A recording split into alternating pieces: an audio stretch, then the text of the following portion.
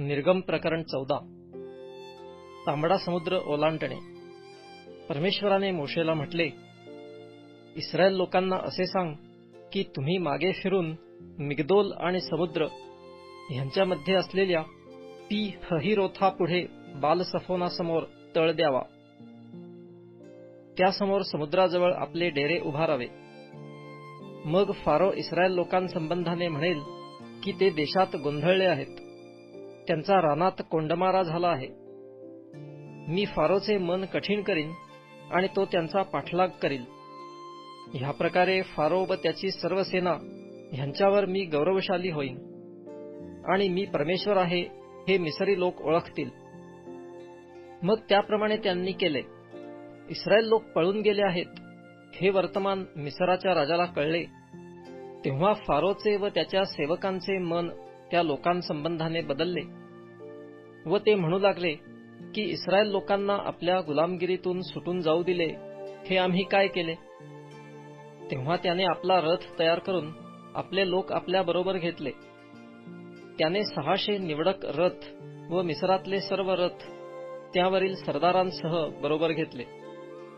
परमेश्वराने मिसराचा राजा फारो ह्याचे मन कठीण केले आणि तो इस्रायल लोकांच्या पाठीस लागला. इस्रायल लोक तर मोठ्या अवसानाने चालले होते.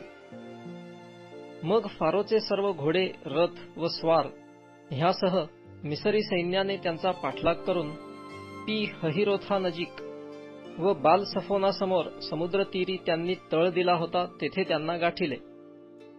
फारो नजीक येऊन ठेपला. इस्रायल लोकांनी टेहळून पाहिले, तो मिसरी लोक आपल्या पाठोपाठ येत आहेत असे त्यांना दिसले. तेव्हा त्यांना फार भीती वाटली व ते परमेश्वराचा धावा करू लागले. ते मोशेला म्हणाले, मिसरात काय कबरा नव्हत्या म्हणून तो आम्हाला येथे रानात मरायला आणले. आम्हाला तू मिसरातून बाहेर आणले ते काय म्हणून? आम्ही तुला नव्हतो का म्हणत की आम्ही आहो ते ठीक आहो, आम्हाला मिसरी लोकांची गुलामगिरी करीत राहू दे.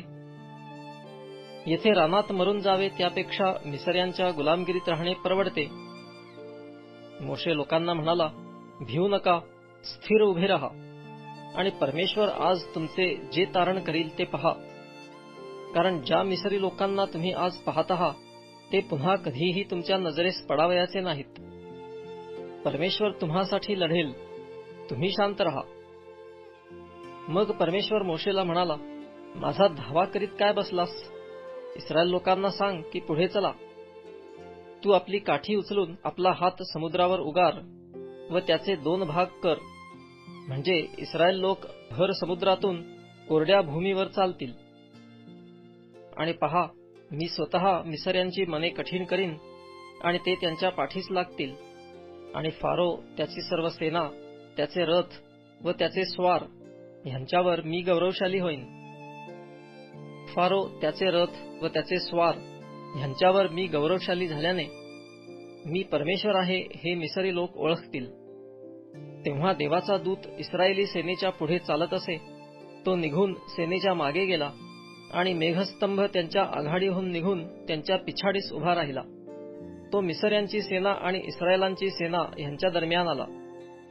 तो ढग व अंधार होता तरी रात्रीचा प्रकाश देत होता. रात्रभर एका पक्षाला दुसऱ्या पक्षाकडे जाता आले नाही.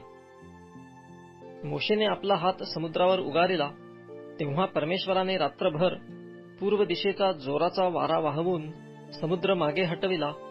त्यामुळे पाण्याचे 2 भाग झाले व मधली जमीन कोरडी झाली. इस्रायल लोक भर समुद्रात कोरड्या जमिनीवरून चालू लागले आणि उजवीकडील व डावीकडील पाणी त्यांच्यासाठी भिंतीसारखे झाले.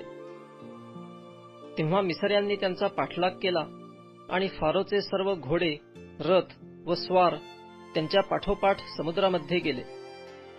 आणि रात्रीच्या शेवटल्या प्रहरी परमेश्वराने अग्नीच्या व मेघाच्या स्तंभातून मिसरी सेनेकडे पाहून त्यांची त्रेधा उडविली. त्याने त्यांच्या रथांची चाके काढून ते चालविणे कठीण केले. तेव्हा मिसरी लोक म्हणू लागले, आपण इस्रायलांपासून पळून जाऊ, कारण परमेश्वर त्यांच्या बाजूने मिसर्यांशी लढत आहे. परमेश्वर मोशेला म्हणाला, आपला हात समुद्रावर उगार, म्हणजे पाणी पूर्वीसारखे जमून मिसर्यावर, त्यांच्या रथांवर व स्वारांवर येईल. मोशेने समुद्रावर आपला हात उगारला, तेव्हा दिवस उजाडल्यावर समुद्र परतून त्याचा लोट पूर्वीसारखा वाहू लागला. त्यापुढे मिसरी लोक पळू लागले, पण परमेश्वराने त्यांना समुद्रामध्ये उलथून पाडिले.